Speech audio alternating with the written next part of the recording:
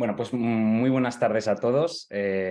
Muchas gracias a Fundación Japón pues, por hacer posible pues, todo esto, ¿no? Especialmente a las subdirectoras Shiota-san y Anakai-san por dar cabida pues, a este ciclo de 3 conferencias que, como hemos dicho, pues, se titulaba El Japón místico y mitológico, representaciones a través de la marcialidad y el arte.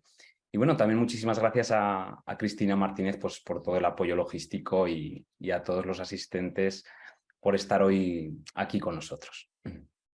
Bueno, en esta charla voy a hablar un poco sobre pues, bueno, una figura que es especialmente relevante, con una carga simbólica pues, muy grande en el imaginario popular, también en el imaginario marcial y religioso japonés. Se trata, bueno, de un yokai, de un kami, muy vinculado a esas ideas de mito, de magia, de mística, que hemos mencionado que hemos titulado, ¿no? a este ciclo, ¿no? En el que hemos trabajado a través alrededor de estas ideas, quiero decir. En concreto, pues esta figura no es otra que la del Tengu, que seguro que muchos de los asistentes pues conocen de videojuegos, de literatura, bueno, de arte, ¿no? Porque a lo largo de la historia se han hecho muchas representaciones de esta figura, ¿no? Y mi aproximación al tema, pues bueno, de alguna manera es parte, más bien, de un interés antropológico pues por todas las escuelas que yo he estado practicando durante años, ¿no? Pues durante varios años he estado practicando pues, Daitoryu, también Aikido de la línea Kitaura, también Tenshin Shoden Katori Shintoryu de la línea de Otake a través de Coquette, Michel Coquette. Y en Japón también practiqué la escuela Mugai-ryu, ¿no? Y en todas ellas, pues habitualmente lo que veía, lo que observaba era prácticas codificadas que tenían una carga simbólica realmente profunda, ¿no? Muy elevada, y siempre estaban repletas de esas visiones del Tengu. Siempre en algún momento aparecía el Tengu por algún lado, ¿no? Y además observar en ellas pues, ecos de épocas muy pretéritas, ¿no? Eso es lo interesante. Bueno, para entender esto, en primer lugar, creo que hay que hablar de los procesos, de esos procesos de sincretismo religioso en Japón, ¿no? Si no, de otra manera, pues esto yo creo que no se podría entender, no se puede entender correctamente.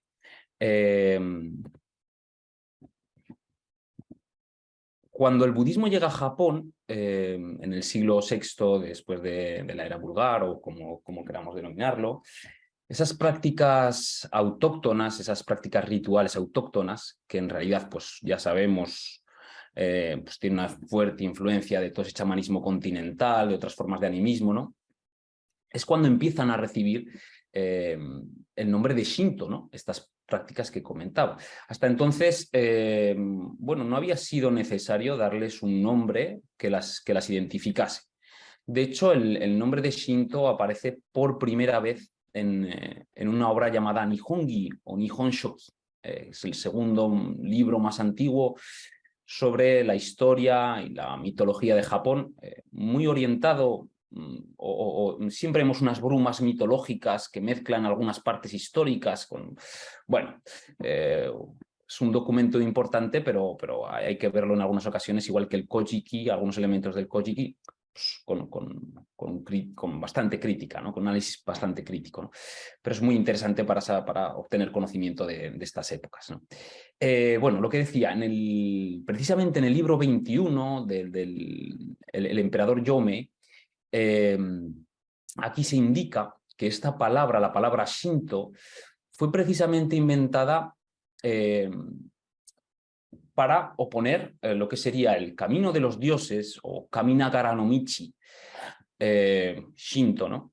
A la ley o al camino de Buda, ¿no? El Buppo o Butsudo. Con el tiempo se va a ir dando precisamente una especie de sincretismo religioso conocido como Shinbutsu Sugo, que lo que va a hacer es mezclar avatares budistas con la esencia de los kami del Shinto. Y también esto, por supuesto, tenemos que pensar que va a ir operando también a niveles pues, más bajos, ¿no? Con espíritus, con semidivinidades, como el Tengu, que precisamente estoy hablando de esto porque tiene una importancia en la construcción de esta figura nuclear, ¿no? Es fundamental. De hecho, si nos fijamos en esta imagen que he puesto aquí en el PowerPoint, ilustra perfectamente un poco lo que yo estoy diciendo, ¿no? Esto es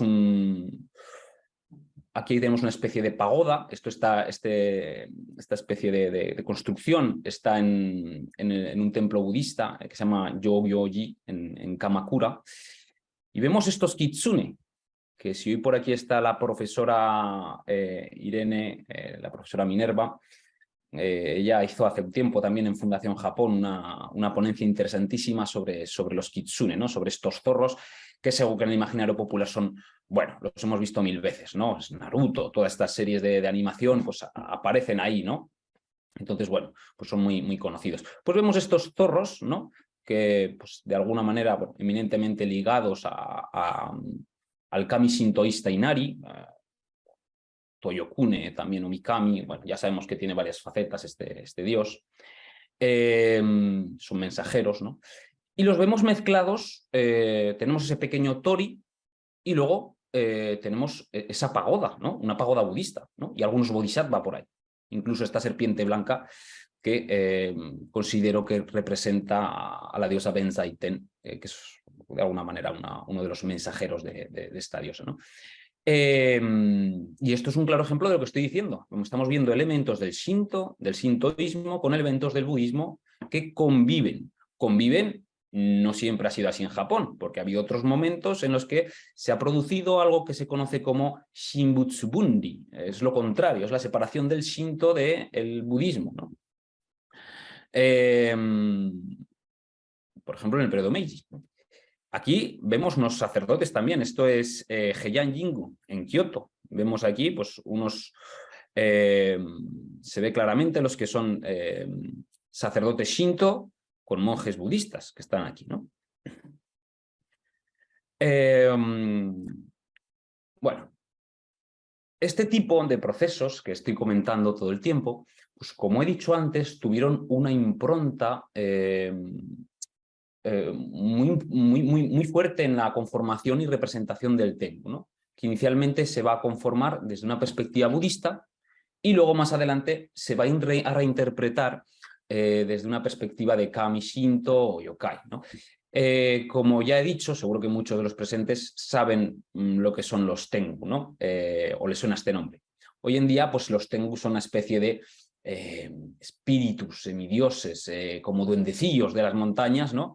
Bueno, duendecillos también tienen rangos más altos, ¿no? Y del bosque, ¿no? Y cuyo origen es muy nebuloso. Entonces, lo que voy a intentar es un poco, precisamente, aclarar ese origen hoy aquí. Si nos remontamos a sus orígenes, pues basándonos en la imagen que tenemos desde hace unos centenares de años del Tengu, yo creo que se observan muchas similitudes entre esto que estamos viendo aquí, ¿no? ¿Con quién? Pues bueno, con el vehículo de Vishnu, ¿no? Con Garuda. Garuda, ¿eh? ¿Quién es Garuda? Pues bueno, aquí lo vemos a la izquierda, ¿no? Garuda es el 17º de los Puranas. Bueno, ya en el Mahabharata es un pájaro docto que aparece luchando contra los Naga, por ejemplo. Y es un pájaro sabio, ¿no? Que enseña a los hombres la naturaleza solar de Vishnu, el origen del universo, las ceremonias de su culto, todas las genealogías ilustres pues, de las casas que descienden de la luna, del sol, la gramática, la medicina, la poesía. Es una especie de Prometeo, de alguna manera, ¿no?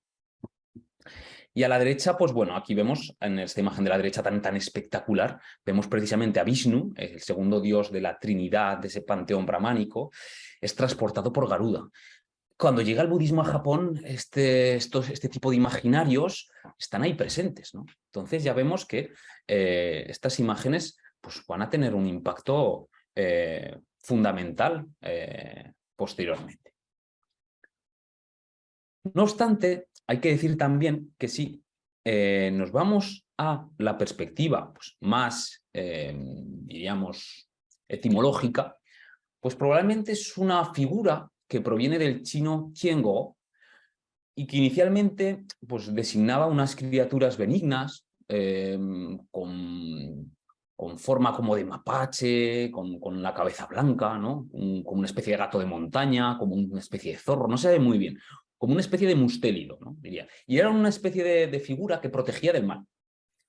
Más tarde se produjo una evolución en esta idea y evolucionó como una especie de criatura maligna que se asociaba a los eclipses, ¿no? A los cometas. Es decir, cuando había un cometa en la antigua China, de comillas, ¿no?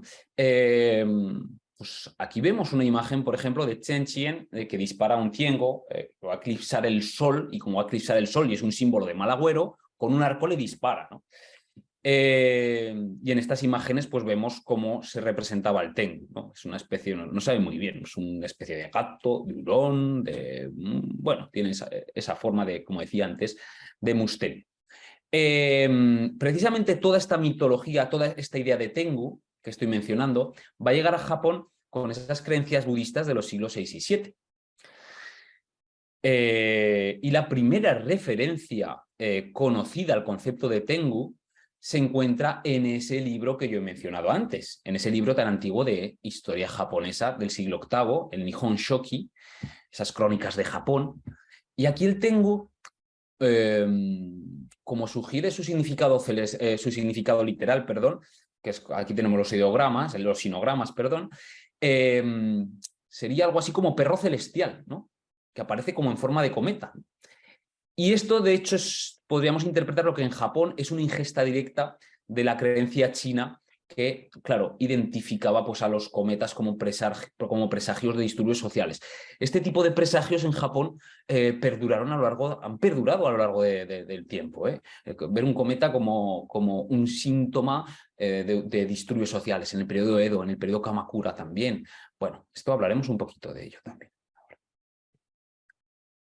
Claro, hemos de tener en cuenta que la percepción de esta figura simbólicamente va a representar cosas muy distintas en el imaginario colectivo, dependiendo, pues claro, ¿de qué? Del estrato social al que pertenece el individuo, claro. Y también dicha percepción pues, va a ir cambiando con el paso del tiempo y va a integrar muchos elementos del Shinto, como decía antes. Por ejemplo, para las clases populares, en general, y para una parte del mundo budista, de la sociedad Nara, Heian, del periodo Kamakura también, los Tengu, como vemos aquí en este Tengu Zoshi Emaki, de 1296, que esto está en el Museo de Nezu, en Tokio. Aquí vemos cómo se representan. Son todo el tiempo seres como con pico. Vemos con el atuendo de monjes, ¿no? Esos picos, esas narices largas, ¿no? Esas alas, esos cuerpos humanos, o sea, y con cuerpos humanos, ¿no? Que van a aparecer en el folclore como seres muy ambiguos. Y al inicio se entienden como seres que solían atacar a los humanos. En esta segunda sección es lo que estamos viendo. Van aquí, van como volando encima de este pan de oro, ¿no? Con esos abanicos que luego hablaremos de ellos y estos bastones tan especiales. Y abajo tenemos unos arqueros que le están disparando. Bueno, estas representaciones, si nos fijamos, son de finales de 1200.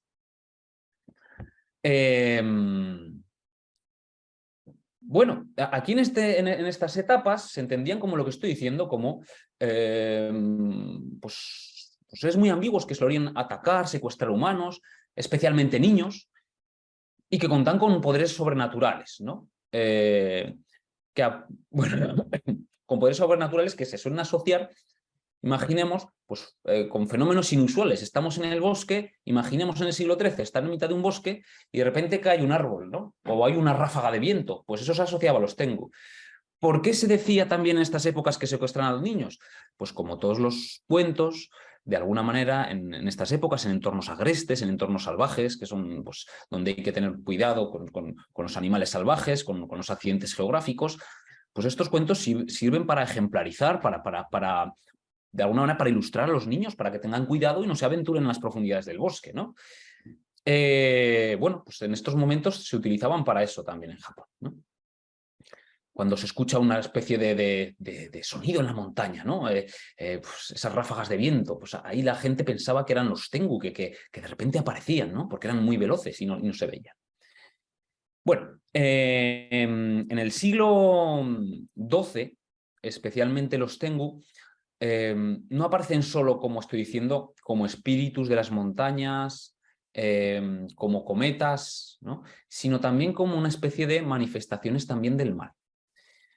De hecho, el desarrollo más significativo en las imágenes Tengu es su asociación con el Ma, que luego lo veremos. Es una especie de fuerza, el Mara, ¿no? Es una especie de fuerza maligna que desafía al budismo, ¿no? Que perturba a los monjes budistas, ¿no? Y les impide alcanzar la iluminación. En este momento, pues, aparecen como pues esos espíritus vengativos que de alguna manera podríamos decir que buscan perturbar la ley budista y por lo tanto quieren traer como el caos a la sociedad, ¿no? O son como, dijésemos, enemigos del budismo que van acosando a los monjes, que van engañando a la gente con sus trucos de magia, ¿no? Porque además tienen el componente mágico en el Tengu, el elemento prestidigitador de alguna manera, es como muy importante.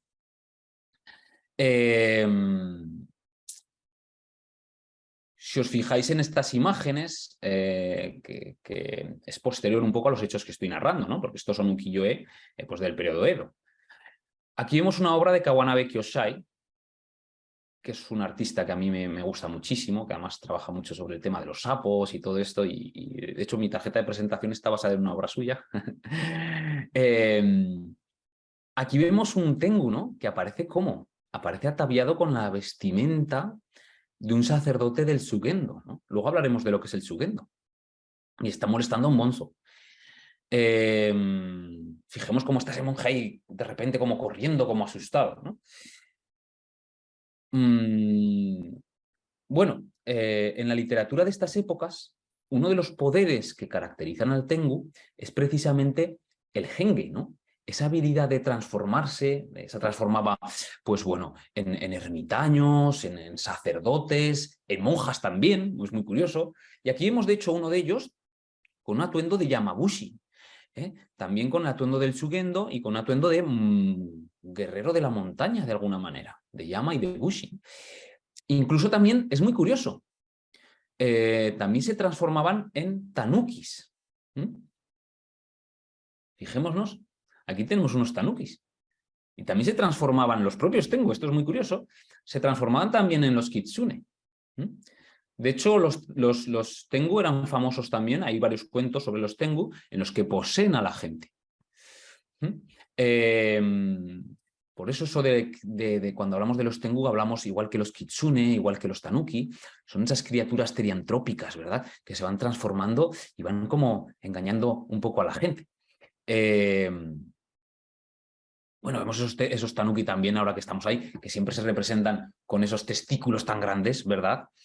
Porque, bueno, en las puertas de los japoneses también muchas veces hay estas figuritas de los tanuki con esos testículos tan grandes que representan la buena fortuna, ¿no? Porque se utilizaban para moldear el oro. Entonces, por eso hay tantas representaciones de los tanuki así, ¿no? Tan divertidas y tan curiosas, ¿no? Y tan jocosas. Y bueno, estos kitsune que tenemos aquí abajo también, los Tengu poseían, se transformaban a veces en kitsune también en los cuentos. Es curioso, los kitsune se transformaban también dependiendo, claro, de los años y el poder que habían acumulado, porque había muchos tipos de kitsune, tenían la habilidad también del Henge, de transformarse en seres humanos. De hecho, hay una cuestión en Japón, cuando se habla por teléfono y se dice moshimosh cuando se descuelga. Hay una antigua teoría que dice que eso se hace porque los zorros no saben hacer ese sonido. Y era para que, si desde el otro lado del teléfono no te respondían con moshimosh, pues se tuviese cierta precaución porque te podía estar engañando un zorro, ¿no? Entonces, también, bueno, esto es curioso, pero sería objeto de otra charla y ya hay otros especialistas que ya lo han trabajado, como he mencionado antes, ¿no? Como la profesora Irene, ¿no? Bueno, como decía, además también se podían comunicar mentalmente, ¿no? Telepáticamente, poseían humanos, se presentaban en los sueños, ¿no? Y además tenían una especie de gemas mágicas que les permitían lo que ocurría, se supone, en alrededor de 1000 millas a la redonda. Tenían una especie de gemas mágicas, a veces octogonales, a veces como una especie de malas también, luego lo veremos, de estos malas budistas, que también lo utilizaban desde esa perspectiva. en toda la literatura aparecen este tipo de narraciones. Por ejemplo, para ilustrar esto, en el Konjaku Monogatari, es una antología de cuentos del pasado muy antigua, que de hecho representa, pues bueno, es una de las colecciones de cuentos didácticos budistas de principios, bueno, de mediados del siglo XII, ¿no? Y es una de las fuentes más antiguas que contiene varios cuentos sobre Tengu, perdón. Y aquí aparecen pues, muchas narraciones interesantísimas. Por ejemplo, aparece una figura que se llama Chira Yoyu, que es una especie de Tengu que viene desde China para enfrentarse a los monjes japoneses en el monte Hiei. Monte Hiei, en Kioto, concretamente en el Nenryakuji, la sede del budismo Tendai, que es esto que pongo aquí. Esto durante el tiempo que estuve en Kioto haciendo una estancia, pues lo he visitado muchas veces. Es un lugar muy, muy interesante, sobre todo en la época de otoño. Y como digo, es la sede del budismo Tendai, ¿no? Del budismo Tiantai. El budismo uno de los budismos esotéricos, y fue un gran centro neurálgico. Hoy en día, pues bueno, ya está, es una zona más en decadencia en ese sentido, pero es una zona pues, importantísima para la historia religiosa de Japón, igual que el Koyasan. Luego hablaremos de ello. Bueno, pues aquí Chira Yoyu es identificado como un poderoso Tengu que viene desde China, llega a Japón y anuncia a los Tengu que allí habitaban en diferentes montañas que desea desafiar a los monjes budistas japoneses para ver si de alguna manera son tan fáciles de tratar como a los monjes de su propio país. Fijémonos, está poniendo en contraposición esta narración los monjes chinos. Los monjes budistas en China son muy fáciles de distraer. Vamos a ver en Japón qué es lo que pasa, ¿no? Aquí ya tenemos de alguna manera es como aleccionante, ¿no? Bueno, pues aquí los Tengu japoneses se supone que llevan a Chirayoyu, lo llaman al monte Hiei, a este monte que pongo aquí, y mientras Yoyu pues espera a un costado del camino, transformado, ¿no? Van pasando, pues está transformado como una especie de monje anciano, es la narración, una especie de monje anciano, y entonces monjes muy importantes de siglos anteriores, del siglo X, como Yoke, Jinsen, aquí tenemos a Ryogen, que por eso lo he puesto, van pasando uno tras otro. Y Yoyu, pues este Tengu no se puede acercar, ¿no? Porque están protegidos por esos guardianes divinos, ¿no? También invisibles, y al final, pues es golpeado por los asistentes espirituales que acompañan, por esos guardianes divinos que acompañan a Ryogen, por ejemplo. Cada uno, pues sostiene en el cuento, sostiene una especie de látigos en la mano y le van pegando, y entonces no se puede acercar, ¿no? Entonces aquí los Tengu japoneses llevan a Yoyu a una fuente termal y allí se cura y lo envían de vuelta a China. Los Tengu también se regeneran. Bueno, aquí vemos un ejemplo en esta narración sobre un Tengu pues, que está haciendo un esfuerzo por acosar a los monjes budistas, pero finalmente es derrotado. Y esta imagen sobre los Tengu es una imagen que va a aparecer en muchos de los otros cuentos narrativos, desde Heian hasta el periodo Tokugawa, especialmente en los Soyoden. En los cuentos, los Soyoden son una especie de cuentos de aquellos que en el budismo de Amida lograron renacer en la tierra pura, ¿no? Y en estos Soyoden encontramos historias sobre los Tengu que se van esforzando siempre, todo el tiempo, por perturbar a los practicantes budistas, ¿no? Decididos a alcanzar el hoyo. Pero claro, al final son subyugados por esas deidades, ¿no? Y los Tengu me refiero, y los Bodhisattva que protegen a estos devotos, pues al final los acaban expulsando, ¿no? Y es lo que está pasando en esta narración, ¿no? Lo curioso es que estos cuentos, si nos los analizamos bien, y si nos interesa el mundo del budismo también, pues son análogos a la historia de Mara, ¿no? Ese demonio que lo tenemos ahí todo el tiempo intentando seducir a Sakyamuni cuando está en esa higuera meditando, ¿no? Y son análogos a esta idea, ¿no? Mara, que ataca a Sakyamuni, que luego vemos ese demonio, y fracasa. ¿Y esto para qué sirve? Pues esto demuestra la eficacia y la validez del budismo.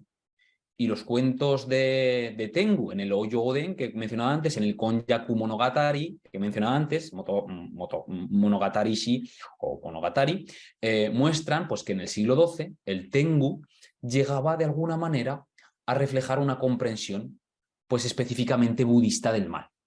Una imagen del Tengu que, bueno, se va a volver predominante en ciertos sectores al menos hasta el siglo XVII. Bueno, si queremos, pues vamos a ver este quiz que he hecho, que es una especie de repaso de lo que, pues bueno, veíamos antes, ¿no? Os dejo un minuto para que lo leáis y veamos esas preguntas. Hola, Mario. Hola a todos. Aparezco de nuevo. Vamos a lanzar ahora el quiz, como comentaba el profesor. Aparte de tener esta diapositiva, lo vamos a lanzar ahora en un pop-up que os va a salir en la pantalla. Entonces, la forma que tenéis de participar va a ser elegir las respuestas que consideráis adecuadas y luego lanzar vuestra contestación. Así que, sin más dilación, entre quiz. Adelante. Y cuidado que no hay tiempo ilimitado. Allá vamos. Hay algunas más complicadas, pero bueno, en general yo creo que es un repaso de que a quien le interese Japón, estas preguntas ya las conoce, ¿no? El tema del sincretismo religioso en Japón, bueno, ya lo sabemos, ¿no? Esas prácticas budistas y sintoístas cómo han convivido durante mucho tiempo. Los orígenes, creo que más o menos han quedado claro con esas imágenes, ¿verdad? De Garuda, o cuando hemos hablado del Tiengo también. Esta pregunta, además, en la 2, en los jesuitas y franciscanos que llegaron a Japón durante el siglo ibérico. De esto vamos a hablar luego, que es muy interesante. Y bueno, los poderes ya hemos dicho algunos, luego veremos algunos más. Vamos allá. Bien, voy a darle a compartir resultados. Ahí lo tenéis, ahí lo tienes, profesor. Muy bien. Vale, en realidad, en la pregunta 2, bueno, pregunta 1 muy bien, perfecto. La 2 está dividida, en la última parte ambas son válidas realmente porque tiene que ver con China y tiene que ver también con ese vehículo de Vishnu. En la tercera, estaría muy interesante que saliese en el Ise Monogatari, ¿no? Tengu-do Monogatari. Bueno, el Tengu-do es como el infierno de los Tengu. Luego hablaremos de eso también un poco. Precisamente es en el primero, 52%. Tengu-zo Shiemaki. Exactamente. En ese scroll, en ese emaki-mono que hemos visto hace un poquito de 1296. Tan interesante. Si alguna vez vais al Museo de Tokio, vais a Tokio, perdón, vais al Museo de Nezu y allí está. Y luego, bueno, aquí he puesto un poco de broma, el Kamehameha, hablando de Dragon Ball, ¿no? El que lo lea que se ría un rato. Y, por supuesto, el Genge, esa transformación, esa característica tan habitual de los seres teriantrópicos en Japón, como los zorros, los tanukis, ¿no? Los kitsune, los tanukis y los tengu, y también hay otros más, ¿no? Bueno, estupendo. Muy bien, muy bien. Bueno, seguimos hablando ahora estamos hablando de esos monjes y está hablando de Ryogen, de ese monje pues tan interesante que os recomiendo que leáis pues un poco en los anales, ¿no? de la historia de su vida, ¿no? Que es un monje importantísimo en Japón, ¿no?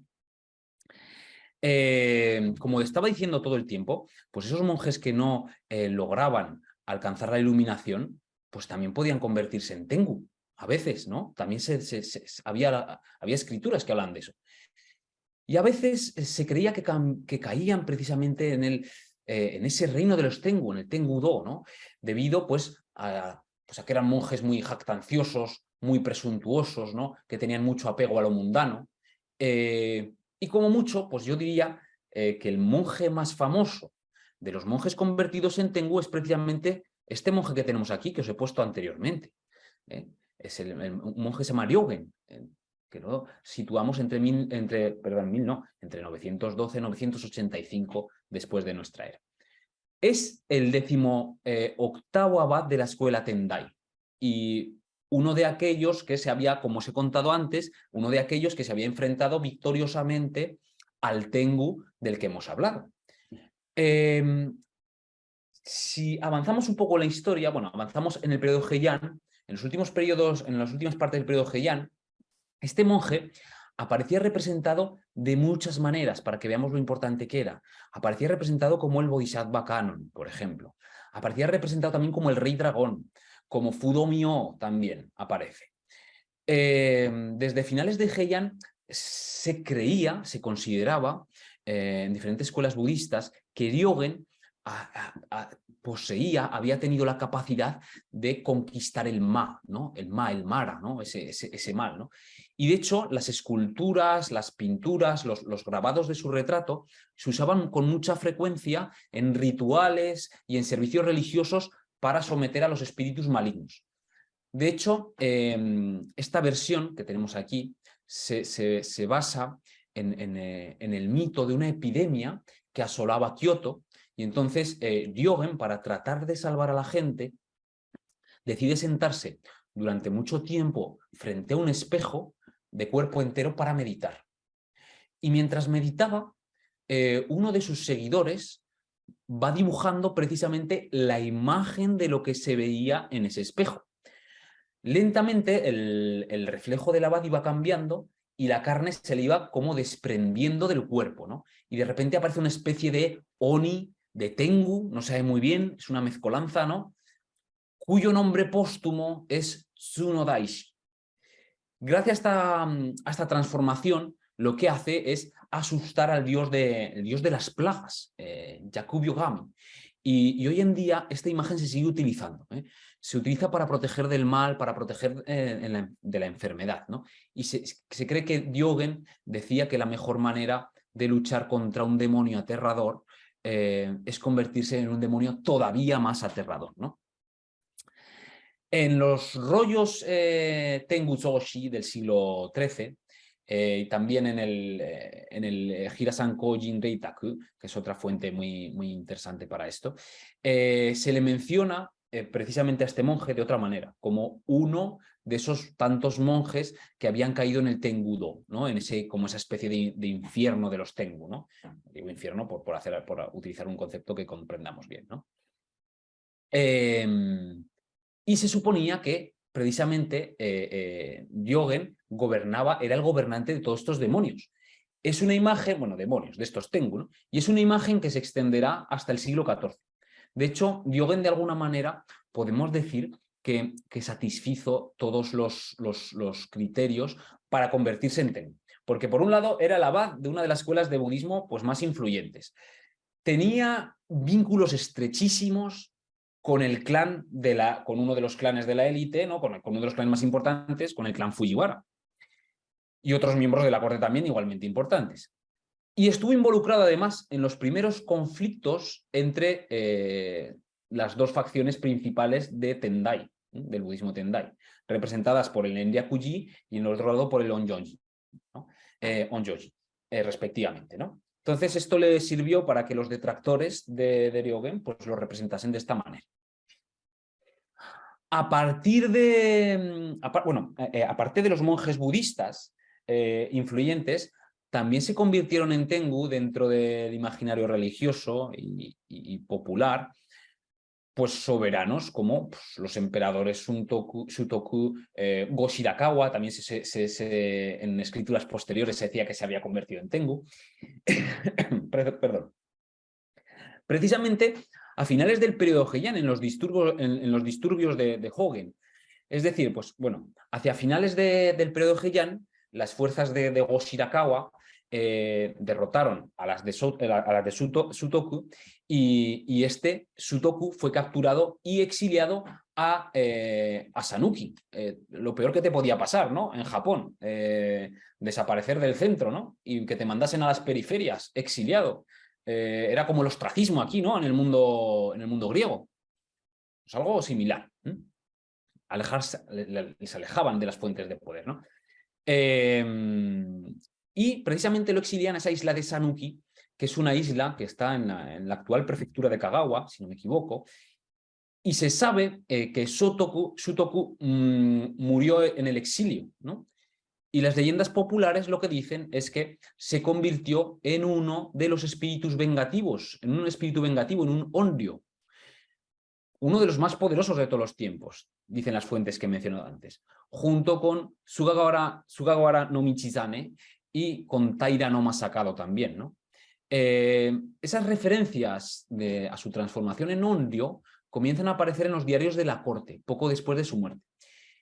En un momento en que la capital pues, bueno, se enfrenta a una serie de catástrofes tanto naturales como humanas muy grandes, ¿no? Y en estos momentos pues, la gente empezó a discutir, ¿no? En los corrillos populares, ¿no? Cuando la gente hablaba, se decía también que pues, en todos estos desastres, si no estaría implicado ese espíritu vengativo de Sutoku, especialmente cuando se produce un gran incendio, que se conoce como el gran incendio de Angen, en 1177, que quemó casi un tercio de la capital. Y en este momento pues, la gente hablaba de esto, ¿no? De cuáles eran las posibles causas de este incendio, de estas catástrofes. Y desde este momento, pues bueno, hay muchas referencias precisamente a Sutoku que van apareciendo incluso durante las guerras Genpei, las guerras entre los Taira y los Minamoto. Seguro que hemos escuchado hablar, ahora hablaremos del Heike Monogatari, hablaremos del Genji Monogatari, ¿no? Y bueno, estos desastres que también pues, vemos en estas épocas de guerra también se van asociando a Sutoku.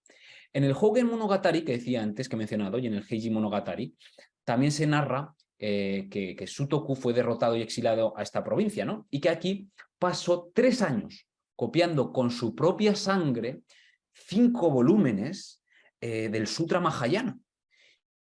¿Para qué? Porque deseaba renacer en el paraíso, ¿no? Y entonces pidió permiso, después de que le exiliasen, pidió permiso a Go Shirakawa para ofrecerlos a un templo en Kioto. Su solicitud fue rechazada, claro. Y entonces Sutoku lanzó como una especie de maldición, ¿no? Y dijo que el emperador Go Shirakawa seguiría siendo su enemigo en vidas futuras. Y a partir de ese momento, pues se negó, se escribe en estas fuentes que se negó a cortarse las uñas, que se negó a afeitarse y que se convirtió en Tengu, que es lo que vemos precisamente en estas obras, en estos ukiyo-e. Más adelante, pues bueno, en el periodo medieval, ¿no? La imagen de Sutoku como Tengu se vuelve muy prominente, ¿no? En esa obra que decía antes, en el Hirasan Kojin Deitaku, aparece entre figuras como muy poderosas del reino de los Tengu. En el Taiheiki también aparece, ¿no? En esta obra tan importante, ¿no? Aparece como una especie de cometa dorada, como el jefe de los Tengu, como el jefe de los demonios, ¿no? Y además, en el Taiheiki es muy curioso porque también Ryogen, el sacerdote del que hablamos antes del monte Tendai, se reúne, del budismo Tendai, perdón, se reúne y con Sutoku y conspiran para traer el caos al mundo, ¿no? Vamos, en estos grabados se ve perfectamente esas narraciones. Aquí Sutoku pues, presenta ese escrito y se le niega. En esta obra de Tsukioka Yoshitoshi, ¿no? Cuando está hablando de Sutoku en el exilio.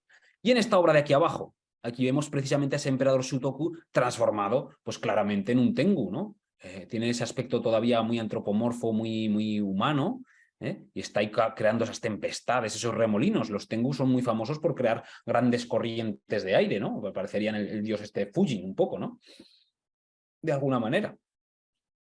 Bueno, pues son obras que nos están hablando de esas narraciones, lo ilustran pictóricamente. En el caso de Go Shirakawa, que también se le asociaba a los Tengu, mientras aún estaba en el poder, de hecho, hay una carta muy famosa de Minamoto no Yoritomo, en la que se le identifica como el mayor Tengu de todo Japón, ¿no? Es muy curioso, es una carta que escribe Minamoto no Yoritomo en respuesta pues, a ese mandato inicial de Go Shirakawa de reprimir a Yoritomo, de reprimir pues, al clan Minamoto, ¿no? Bueno, al clan Minamoto no, que había sido precisamente, es el clan Minamoto el que quiere reprimir a Yoritomo porque se había emitido, pues, ¿por quién? Por Yoshitsune, ¿no? Es Yoshitsune el que emite precisamente esto, porque luego ya sabemos que cuando los Minamoto ganan estas guerras, lo que ocurre es que entre ellos hay diferentes problemáticas, ¿no? Entre Yoritomo, Yoshitsune, bueno, ya sabemos lo que ocurre, ¿no? Bueno, precisamente vamos a hablar ahora de Yoshitsune, ¿no? Minamoto no Yoshitsune, Uchiwa Kamaru.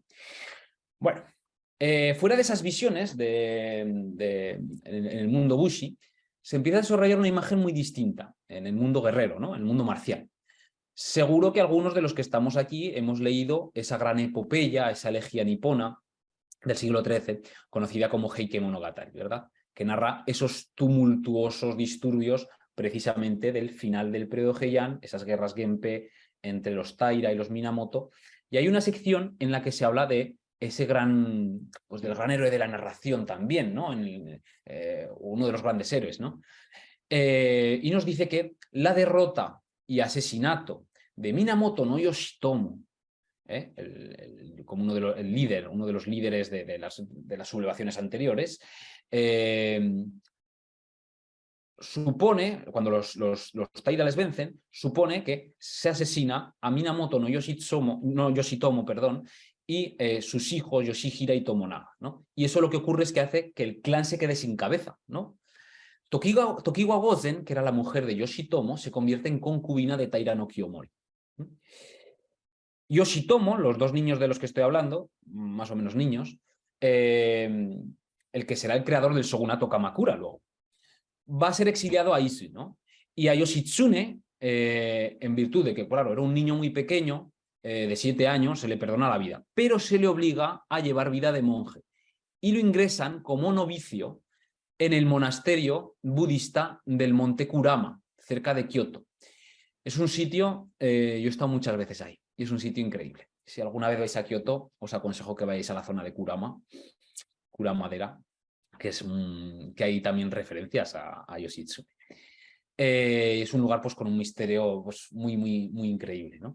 Es precisamente en este momento cuando cuando Yoshitsune acaba en este monte, cuando recibe el nombre de Uchiwa Kamaru, ¿no? Y noche tras noche se narra esta epopeya que abandonaba el monasterio y se adentraba en el fantasmagórico valle de Soyo para entrenar a solas, ¿no? Es un barranco pues, muy oscuro, ¿no? Muy denso, y donde no entra pues, el sol del mediodía, ¿no?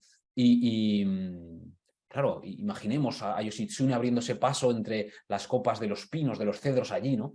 Y allí Yoshitsune imaginaba que los troncos de los árboles pues eran gente del clan rival y los golpeaba una vez y otra, ¿no? Durante toda la noche.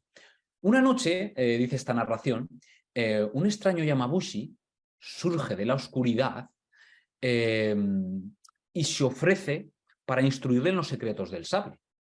Bueno, resulta que ese Yamabushi no era otro, el que quería entrenar a Yoshitsune en las tácticas de combate, era el mítico rey de los Tengu.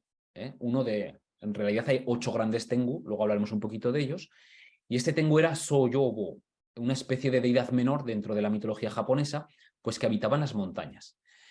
Claro, este monje le va a enseñar, si nos fijamos en estas ilustraciones, le va a preparar. Aquí está luchando contra los Karasu Tengu, contra esos Tengu cuervo, y aquí están estos Tengu, los de la nariz larga, los Hanataka Tengu o Dai Tengu, que luego hablaremos de ellos, que son más humanos porque están más evolucionados, por así decirlo, y los Karasu Tengu pues tienen un componente más animal, y entonces bueno, lo está utilizando para practicar con ellos, también son más débiles, se supone. En estas obras de Kuniyoshi, pues lo estamos viendo, ¿no? Con los asistentes de Soyobo le están entrenando. Esta es la imagen de la portada, ¿no? de hoy, que está muy, muy famosa, de Tsuyoshiki, ¿no? El primer encuentro con Soyobo. Bueno, él le va a ayudar a derrotar después al monje Benkei, que luego hablaremos de él, ¿no? Y luego derrotará a este monje y se aliará precisamente en esa gran batalla, en la batalla de Dan-no-ura.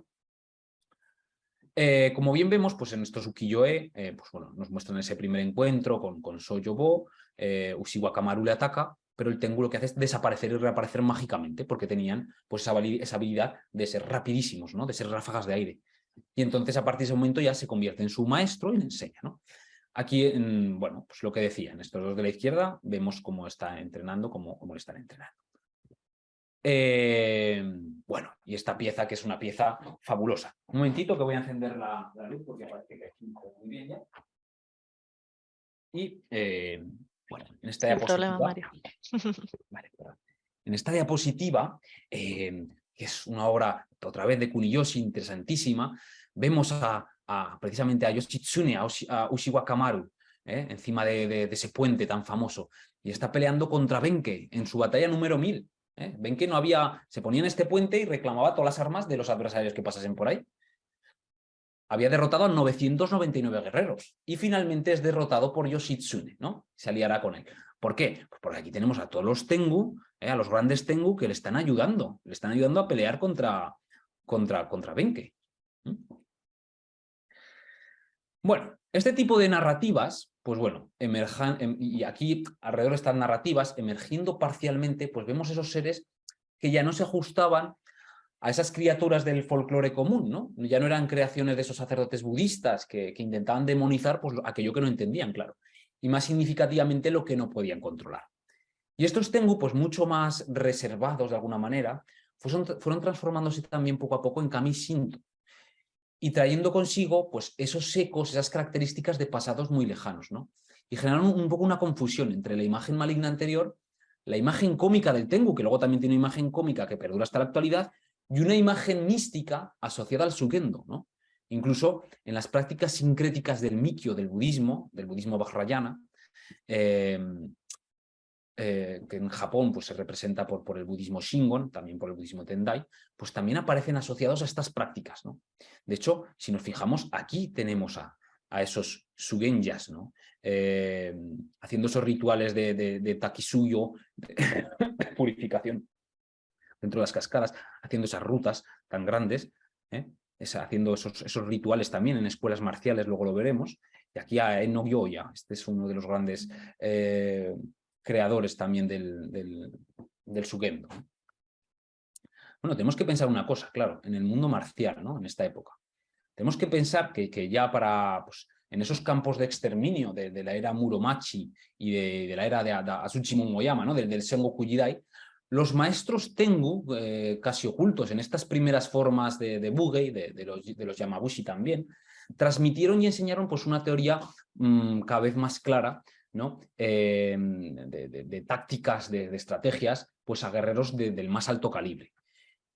Claro, la absorción de esto, el dominio, a menudo de estas técnicas decidía, claro, si el guerrero y su clan vivían o si eran aniquilados para siempre, ¿no? Entonces, hemos de entender que precisamente en ese contexto de los estados combatientes, la gran cantidad de guerras viscerales que habría entre los diferentes daimyo, que se desarrollaban por todo el país, pues generó entre muchos guerreros la necesidad de crear un entrenamiento que les permitiese de alguna manera enfrentarse a la muerte sin miedo, claro, y además alcanzar un estado de integración mental, ¿no? De vacío, ¿no? Que en las artes marciales llamamos Numen Mushin, que les permitiese sustituir de alguna manera pues, todos esos procesos mentales complejos por intuición, ¿no? Por memoria muscular. De ahí el uso de esas herramientas que vienen del Shugendo, del Mikyo, ¿no? Y antes de nada el Shugendo, lo que decía antes, ¿no? Si los conoceremos algunos seguramente, es una especie de pues bueno, como de sistema religioso creado por este asceta que tenemos aquí en el siglo VII, llamado Enno Gyoya. Aquí vemos esta estatua de él, ¿no? Y bueno, se basa simplemente en el antiguo culto japonés a la montaña. A lo largo del tiempo se fue desarrollando un poco también bajo ese sincretismo religioso, ¿no? Bajo la influencia del budismo esotérico, del taoísmo. Y aunque esté vinculado de alguna manera a las prácticas Mikyo del budismo Shingon, no hemos de entenderlo como una religión fundacional basada pues, en la doctrina de un gurú específico. No, es una práctica que tiene como objetivo pues, adquirir una especie de, entre comillas, poderes sobrenaturales mediante el entrenamiento en la montaña, tal como vemos como están haciendo estos Sugenja, ¿no? Con esa purificación de Takisuyo, está mal escrito aquí Sugenja, esas maratones gigantescas que hacen por los montes y luego estas prácticas también de pelea, hacen prácticas también bueno, son practicantes de diferentes disciplinas marciales también. A diferencia del Shugendo, las prácticas Mikyo, que son del budismo, son similares, pero en el Mikyo diríamos que hay una tradición de linaje, aquí no. Lo que significa, bueno, pues que además de la instrucción de las enseñanzas, bueno, de las prácticas de la tradición, implica y requiere habilidades de kanji, transmisiones de empoderamiento de iniciación, ¿no? De un maestro de las disciplinas. Bueno, fuera de este discurso explicativo, que era un poquito para aclararlo, estas prácticas estaban pues ligadas tanto al Musa Sugyo, ese peregrinaje que hacían los guerreros, tanto para pulir la técnica como para trascenderla en algunos casos, y a su vez dichas prácticas también se asocian a esa figura de Yamabushi, al guerrero de montaña, al guerrero monje de montaña, ¿no? Ya que estas prácticas pues, son prácticas ascéticas que llevan a cabo pues, varios bushi, ¿no? Y esto les hacía visualizar y encontrar pues, a los Tengu, por ejemplo, ¿no? Ser bendecidos por Marishiten, por Fudomyo, por Futsunushi no Mikoto, bueno, por diferentes dioses asociados pues, a la batalla también, ¿no? Para entender esto mejor todavía, lo del tema del Mikyo, voy a ilustrarlo a través un poco del pensamiento también de Kukai, que es un monje fundamental en Japón, ¿no? Es el monje de la escuela pública, un promotor de la escuela pública, ¿no? Importantísimo, inventor del kana. De hecho, ahora estamos con un grupo de especialistas realizando un documental en Wakayama sobre esta figura, sobre Kukai, ¿no? Ese Shikoku-genro, ese trayecto que hizo, esa visita por estos templos y a través de la caligrafía también cómo lo dejó representado, ¿no? Pues bueno, estamos ahora también con eso, con otros artistas, pero eso es para otro momento. Y bueno, es el creador del budismo Shingon en el Monte Koya, ¿no? El que trae este tipo de budismo al Monte Koya. Kukai, bueno, decía de alguna manera que si uno se focaliza en la imagen de un kami, como por ejemplo un tengu, de un Buda, ¿no? De un bodhisattva, y en los atributos de este kami, pues lo que ocurre es que se intenta alcanzar una unión con el objeto de contemplación, ¿no? Y entonces esa visualización profunda, diríamos, que conduce espontáneamente a la proyección, ¿no? Es una especie de actualización de la imagen de un tengu, por ejemplo, dentro de la propia mente de uno, ¿no? En 3 dimensiones. Y por eso los filósofos tántricos, bueno, filósofos entre comillas, no creo que sea adecuado utilizar esta palabra, los practicantes del tantrismo afirman de alguna manera que uno se transforma en aquello en lo que continuamente está pensando. Y esto, bueno, aquí entraríamos en cuestiones también incluso de física y de cuántica, etcétera, ¿no? Pero no es el objeto tampoco de esta ponencia.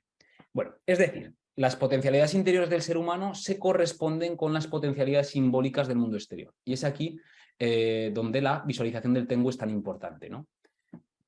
Visualizas un Tengu y eso, de alguna manera, esa visualización continua te da la serie de las habilidades que se le han atribuido al Tengu. Mayor rapidez, ¿no? O por ejemplo, Fudomyo, visualizar a Fudomyo eliminaba el titubeo, ¿no? O Marishiten hacía que se confundiese al enemigo también con la ilusión, ¿no? Con las ilusiones. De hecho, aquí vemos esas 3 figuras, ¿no? Tenemos a Fudomyo, es muy relevante, por ejemplo, en la escuela que yo practico, Marishiten también, aquí con el jabalí también tan importante. Y bueno, esta estatua de Kukai está en el Koyasan. Bueno, estos recorridos también serán la senda de grandes maestros como Isaza Choisai Ienao, ¿no? El fundador de una de las escuelas más antiguas de Japón, el Tenshin Shoden Katori Shintoryu, traducido, que es un nombre muy largo, es el verdadero método de la escuela de la divinidad del templo Katori. Ienao fue ordenado monje, tomó el nombre de Choisai y comenzó un entrenamiento muy largo, y eso fue, a través de ese entrenamiento y del ascetismo, creó precisamente la escuela Katori Shintoryu, ¿no? Este maestro había recorrido la senda del Shugendo que hemos mencionado antes, conocía las prácticas Mikyo que he mencionado antes, y las propias prácticas del Shinto, ¿no?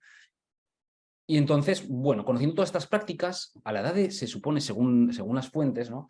Según algunas fuentes, a la edad de 60 años, Choisai comienza en el templo de Katori un entrenamiento en solitario intensísimo durante 1000 días. Y en este entrenamiento, practicando técnicas de lucha, que había practicado pues, durante toda su vida, durante días y noches enteras, llega un momento en que finalmente se queda dormido y en sus sueños vio al dios de la guerra y de la espada, Futsunushi no Mikoto, en forma de Tengu civilizador. Esto es importante. Este Tengu le daría, este dios Tengu, es un poco, ahí la imagen un poco se difumina, un poco nebular, un poco nebulosa, le da un rollo con un manuscrito llamado Mokuroku Heiho no Shinsho. Y el manuscrito contenía las descripciones de todas las técnicas y katas, y a partir de ello crea esta escuela, cuyo año de fundación es, bueno, eso se puede discutir, pero se estima entre 1447 y 1480. Y bueno, la figura del Tengu pues fue fundamental en muchas de las escuelas de Buge y ahora hablaré un poco de esa representación iconográfica del Tengu para ilustrar técnicas de lucha y de protección en las escuelas marciales. Aunque en la literatura aparece antes, no parece que en la iconografía, hasta mediados del siglo XIV, en la iconografía de las escuelas marciales aparezca, ¿no? De hecho, para encontrar pues una gama de imágenes Tengu que utilizarán los Bushi, los Sugenya, los Yamabushi, esto lo llevaban también, este tipo de imágenes. Debemos recurrir a esto que tenemos aquí, que esto es un Honson ilustrado, ¿no? Son imágenes de oración, ¿no? Que los devotos pues lo que hacían era comprar en algunos santuarios y esto les ayudaba a visualizar a la deidad durante la oración, ¿no? Y algunos de estos Honson son bastante espectaculares y contienen muchas figuras, tanto de los Dai Tengu, que serían pues los Tengus mayores, los Tengu de la nariz larga, ¿no? Y los Sho Tengu, ¿no? Que serían los Tengu los Karasu Tengu, los que tienen pico de cuervo, los que parecen cuervos, ¿no? Estas imágenes no están estrictamente dentro de la brújula marcial, ¿no? Que estoy mencionando, pero son de gran ayuda para comprender pues, esa gama amplia de conceptos visuales que alguna vez estuvieron dentro, estuvieron presentes en Japón, ¿no? Al mismo tiempo, estas imágenes están solo parcialmente dentro del campo del folclore, ¿eh? Sin embargo, colectivamente es una base para evaluar pues, estas visualizaciones de los Tengu que aparecen en los pergaminos Toranomaki, tienen una conexión muy clara con el Mikkyo budista, ¿no?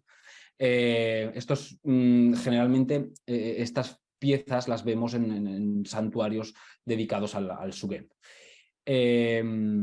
Lo que decía, bueno, aquí vemos un gran Honson repleto de figuras Shugendo, ya vemos los atuendos que llevan, estos Tengu, está el sol, la luna también, la luna nueva, la luna llena, el Goma, que es un ritual que cuando salga el documental del que he hablado tendremos la oportunidad de ver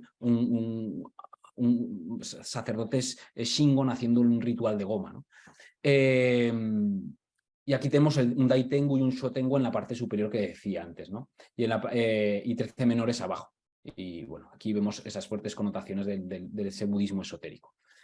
Se supone que esto proporcionaba al devoto como 7.000 días de protección y es un amuleto contra las desgracias relacionadas con el fuego, con el agua. O este de aquí, este es increíble, interesantísimo.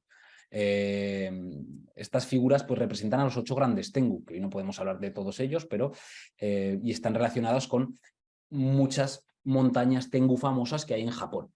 Las dos figuras principales ya vemos que son Dai Tengu, estos que tienen a nariz larga. Y bueno, parecen de forma deliberada, pues como caracterizadas como de forma muy madura, ¿no? Como si fuesen ancianos, ¿no? En comparación con el primer Honson que veíamos arriba. Ambos tienen rasgos humanos. Llevan el tokin es el casquito este que llevan en la cabeza, que luego hablaremos de él, y están sentados sobre las rocas. Y debajo aparecen esos Karasu Tengu, que son como una especie de subalternos, ¿no? Bueno, ya vemos que estos son algunos de los nombres de esos Tengu, no están todos, pero de casi todos sí. Hatago Santarobo, Hirayama Jirobo, bueno, hay 8 grandes Tengu de los que habría para hablar mucho y de los que, bueno, dentro de poco tiempo saldrá un texto, no sale una cosita que escribí hace tiempo, no se publicará, entonces alrededor de esto. Ya lo pasaré, si alguien tiene interés.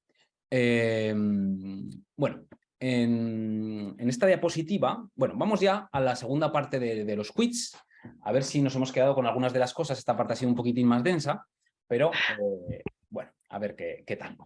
Hola a todos. Bueno, creo que tu gata quiere participar en el Sí, quiz, ya lo siento, Mario. es que está siempre que hago alguna cosa en casa, es imposible hacer algo sin que ella esté por el medio, ya lo siento. Pues seguro que nos gana a todos, que él tiene el tema mucho más controlado. Vamos allá pues con el segundo quiz, entra cuestionario.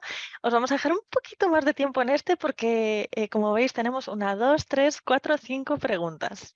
Así que adelante a mis compañeras cuando lo puedan compartir. Bueno, Adelante. Te dejo la palabra, Mario, si quieres comentar no, yo algo. luego os lo explico un poquito, ¿no? Fenomenal. Hago un matome, ¿no? Entonces, a ver. Bueno, vemos aquí en la primera pregunta, estas fuentes, bueno, Genji Monogatari, nos suena, ¿verdad? Oyoden es lo que decía antes, es esos manuscritos, bueno, esos textos que nos hablan del renacer en la tierra pura, del Buda Mida. Luego Konjaku Monogatari, antología de cuentos del pasado. Bueno, este es un poquito más difícil, pero aquí Sí, sí. al menos una de ellas no es. Las otras dos, bueno, podríamos confundir un poco más. Vamos a dejar que sigan rellenando. Os cuento una anécdota, por cierto, Mario. Bueno, yo estudié un poquito de japonés hace unos años, hablo un poquito, no mucho. En uno de mis años de estudiante de japonés hicimos una pequeña obra de teatro en la que aparecía un tengu. Sí. Bueno, cada grupo podía hacer lo que quisiera, nosotros nos inventamos una historia en la que iba una pareja de recién casados de viaje de novios con la suegra, con la madre de él, al Monte Fuji. Su sueño era llegar al Monte Fuji. ¿Pero qué les pasaba? Que se interponía un tengu en su camino. Esto fue así. Y entonces solamente llegaba la suegra al final. ¿Ves? Está esa imagen del Tengu como un ser maligno, alguien que te interrumpe el paso, que no te deja hacer las cosas, Ajá. no te deja meditar. ¿Cómo persiste todavía, en el imaginario colectivo? Es una de las imágenes sobre el Tengu. Luego hay otras Ujú. imágenes más benignas. Súper interesante lo que cuentas, sí, sí. Pero fíjate que también me he acordado de esto, que fue súper divertido, la verdad, por lo que comentabas de que tiene también un aspecto un poquito más cómico, porque de hecho era malvado, pero era también gracioso, ¿no? Había un punto en que decía, no les voy a dejar subir porque el marido, el recién casado, llevaba una camiseta del Madrid y el tengu era del Barça, llevaba este tipo de cosas. Fue muy divertido y creo que tiene ese aspecto lúdico también la figura del tengu, o lo tenía para, bueno, una percepción de estudiantes de japonés. Sí, sí, sí, sí, sí, totalmente, totalmente. Mm. Sí, sí. Y además esa dicotomía, realmente, de alguna manera, entre, como en Japón, como en tantos dioses, cuando hablamos de la sagrada Amaterasu, ¿no? Pues Amaterasu tiene una vertiente luminosa, pero tiene una vertiente oscura, que se llama Aratama, que es todo lo contrario, ¿no? Y en Japón conviven esas dos, ese yin-yang, ¿no? Está ahí siempre presente, ¿no? Entonces, en el Tengu ocurre también ese tipo de cosmovisiones y de percepciones también están presentes. Entonces, espero que las vayamos aclarando ahora a lo largo de esta ponencia, ¿no? Muchas gracias. Así que nada, sin más, voy a hacer una pequeña cuenta atrás y vamos a cerrar, que creo que la gente ya se ha quedado dubitativa. Vamos, 5, 4, 3, 2, 1, 4 minutos, finalizamos votación.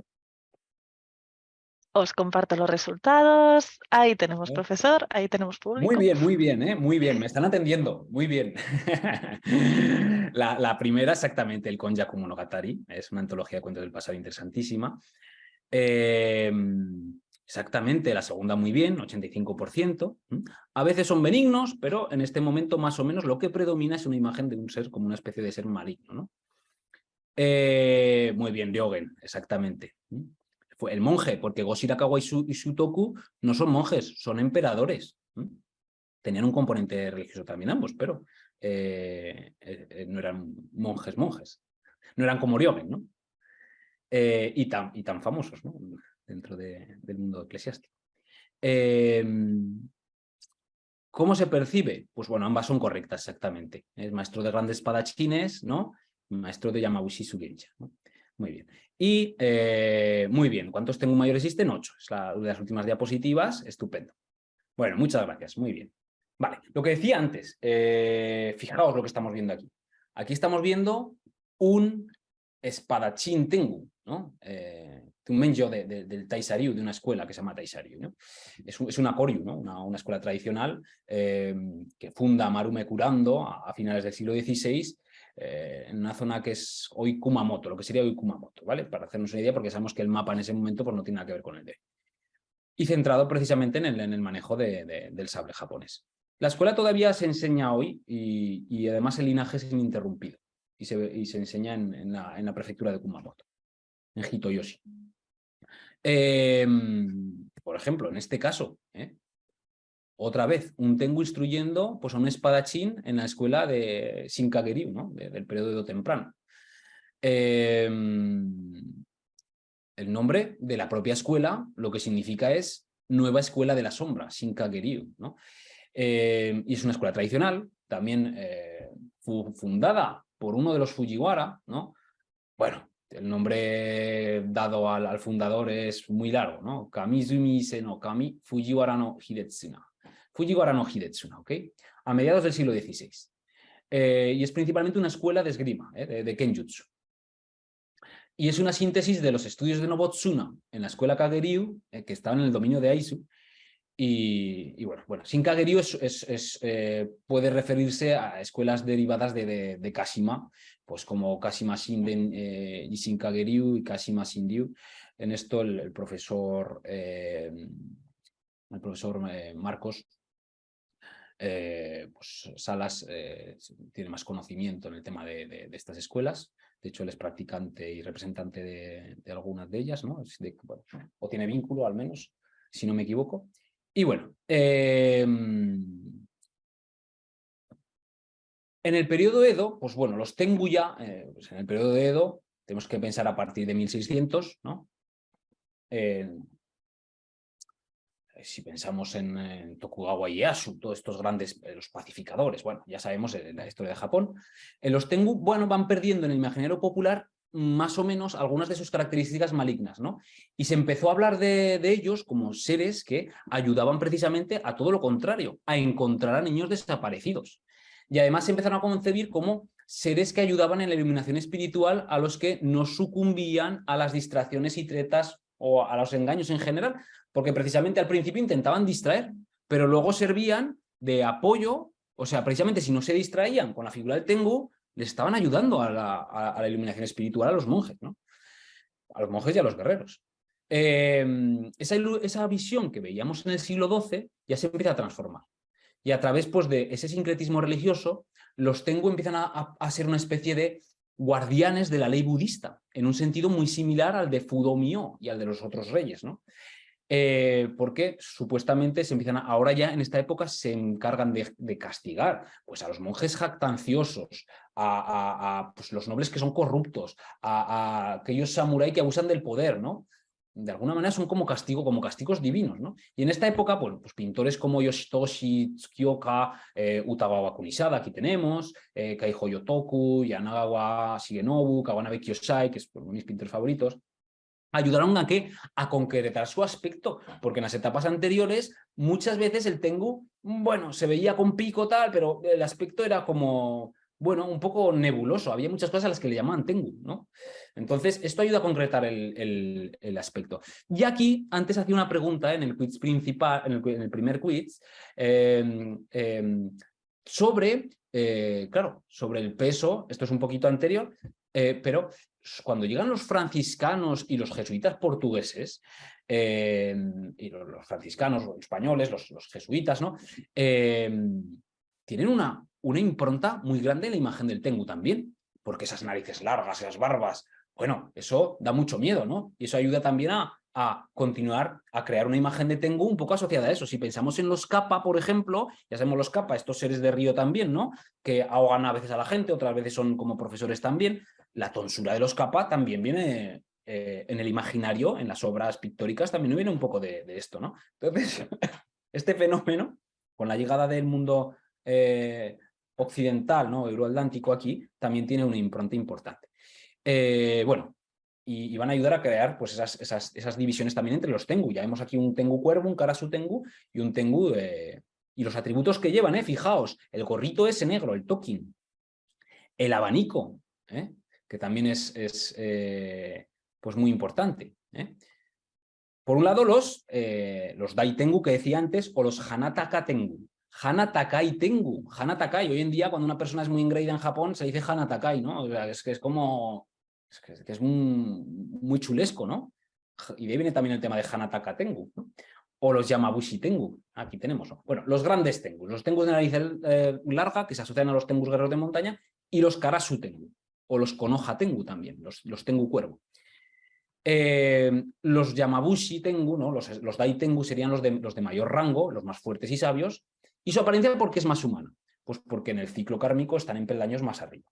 Y tienen la piel roja y una nariz, esa nariz fálica, que lo que decía, que simboliza pues, es el orgullo, la arrogancia, ¿no? Vemos aquí a este niño como cogiéndole la nariz, ¿no? Y vemos que es lo que llevan. En esta imagen llevan un tachi, a veces llevan un sakuyo, este palo con esa que llevan también los peregrinos budistas a veces, pero es un arma pues, contundente. Tiene una punta de metal también. Y bueno, lo utilizaban como, está llena como de anillos, y lo utilizaban como para la magia, ¿no? Para el combate físico. Luego también joyas mágicas, como este mala que lleva aquí, que era una especie de joya mágica también. Los abanicos, el hauchiwa, este abanico que lleva aquí, que lo utilizan para crear ráfagas de viento también, ¿no? Que se dice que está fabricado pues, o con plumas o con hojas de aralia japonesa, ¿no? Que sirve para invocar el viento. Esas alas que les permiten volar también, ¿no? A veces llevan capas que les hacen invisibles. Lo que decía, el tokin, ese gorrito lacado que tiene forma pentagonal, que además tiene un significado profundísimo, representa el Gochi no Hokan. Esa es una corona enjollada de las 5 sabidurías, ¿no? Esa es la corona del Buda Vairocana. Pero bueno, estaremos ahí en una cosa un poco más densa, ¿no? En el segundo caso, bueno, el Karasu Tengu que tenemos aquí, fijaos que lleva el pico lleno de dientes, tiene orejas, pelo humano, también tiene cola de ave, bueno, pues está lleno de plumas, ¿no? Además es como de una obra de teatro kabuki, lo que estamos viendo aquí. Y llevan muchas veces pues, ese bastón que teníamos aquí, además este tengu es muy importante, Tarobo Gatago, ese bastón se supone que con ese bastón parten las espadas, ¿no? Y en la crónica de Taiheki, esa crónica del siglo XIV, se le representa por muchas veces cabalgando en un jabalí. Parece como, es uno de los atributos de la diosa Marisitén. Bueno, en la tradición popular, pues viven en colonias, viven en los árboles. Antes veíamos los Karasu Tengu en los árboles, ¿no? Y sirven a los Yamabushi Tengu, a los Tengu de la nariz larga. Bueno, vemos este quiz, que es de los últimos. Bueno, hemos visto el gorrito, ¿verdad? El abanico, el bastón ese. Los nombres son un poco complicados, pero como los que estamos aquí, pues seguramente nos interesa Japón, a algunos nos interesan las artes marciales, pues un wakizashi ya sabemos lo que es una espada corta. Kusarigama es la hoz esa con la cadena de metal, ¿no? Y con el contrapeso. El yo es un bastoncito pues de mitad de cuerpo, más o menos. El tonfa ya sabemos que es lo que se utiliza, incluso lo que utiliza la policía hoy en día, ¿no? Que es esta barra de metal, no, de madera, que se utilizaba para machacar el arroz. Lo utilizan, bueno, no solo en Okinawa, en varios sitios, y al final se convierten en armas de guerra. El bo es un palo más largo, que también se utiliza para la lucha, es un palo pues, más largo que el yo, y el tesen es, pues bueno, un abanico de metal. Vamos allá, os comparto resultados. Ahí ya tenemos. Muy bien, ¿eh? Pues veo que, oye, súper aplicada la gente que hay aquí, ¿eh? Sí, estáis acertando casi siempre, ¿no? Con el porcentaje de aciertos es muy elevado, sí. Muy bien, pues precisamente, exacto, la primera, el tokin, el gorrito, que veíamos, lacado, el hauchiwa es el abanico ese de plumas de aralia, o sea, de plumas de hojas de aralia o de plumas bueno, plumas de diferentes aves, y el sakuyo es ese bastón que con anillos de metal que vemos en las representaciones en la iconografía, vemos cómo los llevan en diferentes momentos. Bueno, estupendo. Continuamos y vamos a ir terminando la charla poco a poco. Bueno, ¿quién vemos aquí? Pues bueno, esta foto pues, seguro que sepamos más o menos de artes marciales, de algo nos suena a la gente del ámbito nipón, de algo les suena, ¿no? Morihei Ueshiba, ¿no? O Sensei. Vamos a ver, claro, aquí, ya en el siglo XX y XXI, la imagen del Tengu sigue siendo muy potente, ¿eh? Y va variando también de nuevo. En el ámbito marcial, bueno, es parecida a lo que veíamos antes. Sigue siendo una figura muy relevante. Por ejemplo, aquí, cuando vemos a Ueshiba, yo he sido practicante de Aikido muchos años, es el fundador del Aikido, ¿no? Seguro que conocemos el Aikido. Y Ueshiba ha realizado habitualmente pues, muchas ascesis, ¿no? Como contaba antes, se iba al monte como una asceta, y especialmente en un sitio que se llama Tsuaki Kanagara Jinja. Y aquí, ¿qué pasa? Que aquí habitaba uno de los Tengu civilizadores que mencionó antes, Saruta Hiko Omikami, precisamente, ¿no? Que vemos en este Kakejiko. Según Ueshiba, precisamente Saruta Hiko le anunció en 1940 que el rey dragón Ameno Murakumo iba a tomar posesión de su ser completo. Y muchas veces Ueshiba, esto es muy curioso, porque hay vídeos de Ueshiba, muchas veces cuando está batallando se comporta como si estuviese luchando contra ejércitos de Tengu, ¿no? En varias películas de las que hay sobre Ueshiba da la impresión de que está luchando contra algo invisible, ¿no? Está haciendo contra algunos practicantes invisibles, ¿no? Osense creía firmemente en la realidad de los Tengu, ¿no? y en la de todos los demás kami, pertenecientes al mundo espiritual. Y decía que la existencia de estas realidades, pues bueno, no puede ser explicada por la vía de la razón porque es un misterio secreto de la mente, ¿no? Entonces, esto es una percepción tántrica de lo que representa, ¿no? Los secretos del cuerpo, de la palabra, de la mente, ¿no? En el Aikido, la técnica física es el secreto del cuerpo. Kototama, que seguro que hemos escuchado Kotodama alguna vez, Kototama, expresa el secreto de la palabra, ¿no? Y por fin, pues la visualización, claro, y la subsiguiente proyección forman los secretos de la mente, ¿no? Pero bueno, aquí entraríamos en una discusión, pues bueno, esto es para otro momento, ¿no? Y bueno, como decía Ueshiba, ¿no? Nuestra visión interior y exterior están confundidas, ¿no? Y no podemos aspirar a conocer a los dioses o los demonios que circulan dentro y alrededor de nosotros. Y por eso, uno de los propósitos de la meditación que practicaba él, Chikon Kishin, o del Misogi, por ejemplo, también es restablecer la visión pura, ¿no? Decía Ueshiba sobre los Tengu que si lo logramos algún día puede aparecer un Tengu que puede salir del bosque y venga a enseñarnos, como cuando hablamos de Ueshiba Kamaru, ¿no? Tenía una visión muy curiosa Ueshiba sobre el tema de los Tengu, ¿no? En el ámbito popular, hoy en día, pues bueno, los Tengu son adorados como guardianes de las montañas. Por ejemplo, en el Takao-san, que es un sitio que yo conozco muy bien porque estuve un año en Tokio y mi universidad, Takushoku, tenía un campus en el Takao-san. Y es un lugar pues que también lo mismo, en otoño es un sitio espectacular, es precioso.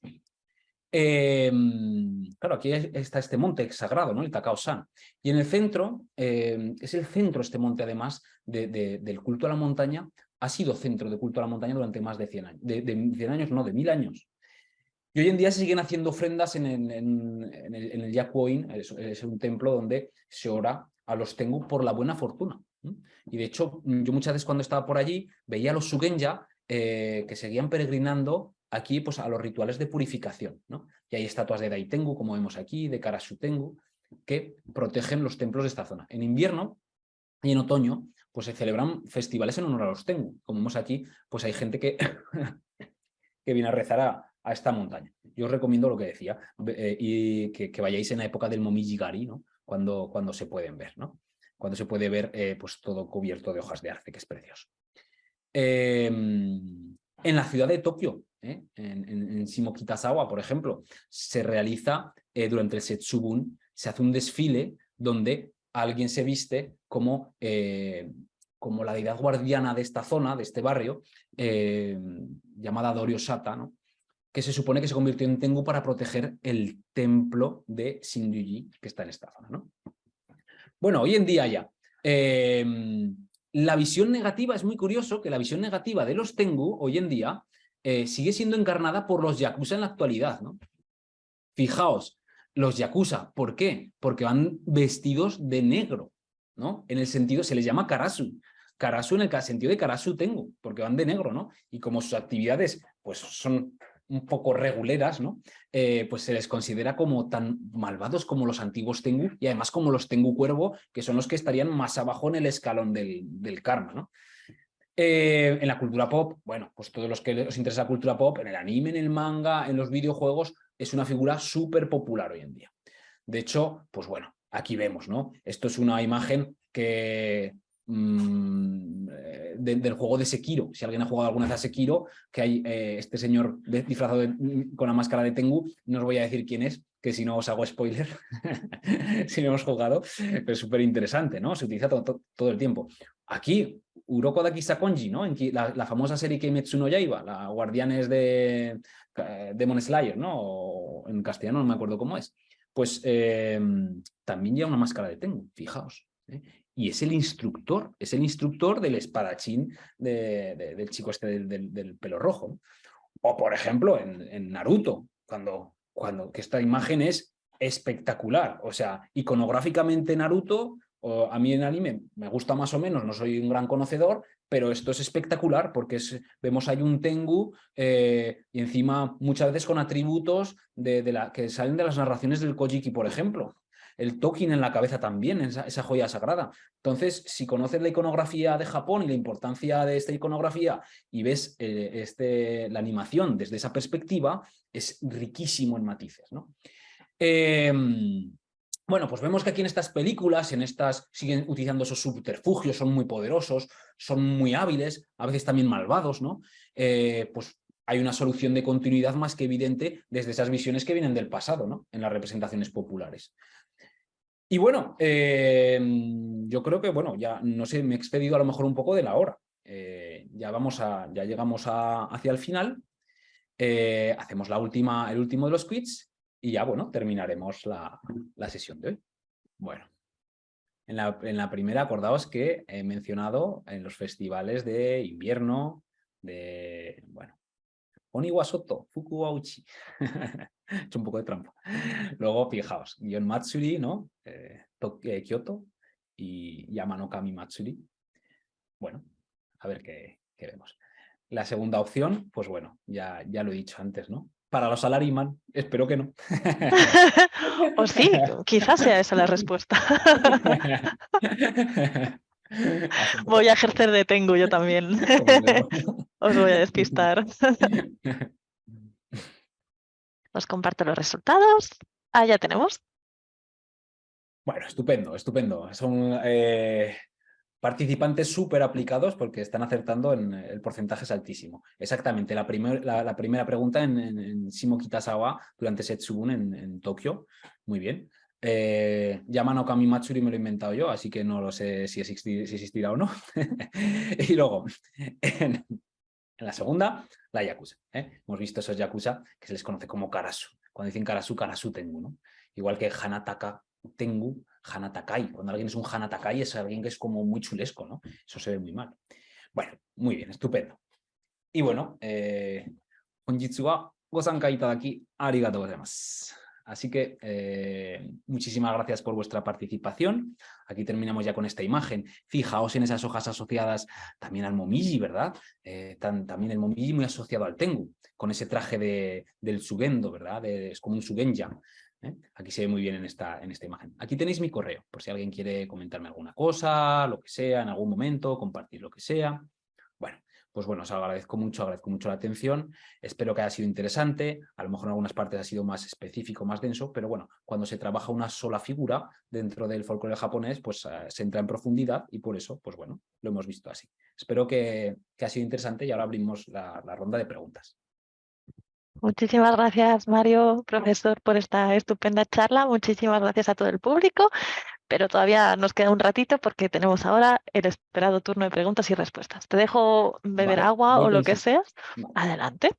Aprovecho, por cierto, para leer un comentario en el chat que nos dice una persona del público. Dice que en Netflix se estrenó una serie animada titulada Oni. Ahí el Tengu es mostrado como el sensei en la escuela para yokai. Súper recomendable. No la conocía. Ahí queda. Muchas gracias por la recomendación, porque no la conocía. Serie Oni en Netflix. Ahí queda. Pues nada, vamos allá, Mario. ¿Cómo lo ves? Bueno, por ¿Sí? ejemplo, asistente anónimo. No sé quién será asistente anónimo. Señor anónimo, le voy a responder. En Japón se cree en el Tengu. Es decir, más allá de formar parte del folclore de mitos japoneses, se rinde homenaje al Tengu. En Japón, hablar de Japón, los japoneses, desde una forma, pues, que no sea heterogénea, muy homogénea, no tiene sentido, porque Japón es muy complejo y regionalmente es muy diverso, ¿no? Entonces,